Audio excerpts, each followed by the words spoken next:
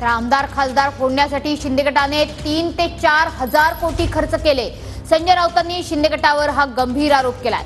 योजनांसाठी पैसे आणणार कसे? नीती आयोग शिंदेंना हे विचारेल का? खासदार संजय राऊतांनी नीती आयोगासमोर सुद्धा हा सवाल उपस्थित केलाय। 2.5 वर्षामध्ये आणि त्याच्या आधी आमदार आणि खासदार विकत घेण्यासाठी आमची शिवसेना, त्यातून नगरसेवकांपासून अनेक पदाधिकारी विकत घेण्यापर्यंत एकनाथ शिंदे यांच्या पक्षानं, त्यांच्या गटानं किमान 3 ते 4 हजार कोटी रुपये खर्च केले। हा पैसा राज्य सरकारचा।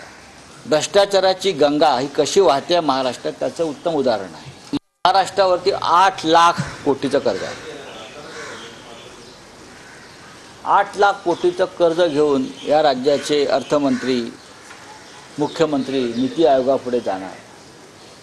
हे कर्ज का झालं आणि कोणी केलं याचं उत्तर आजच्या राज्यकर्त्यांकडे नाही।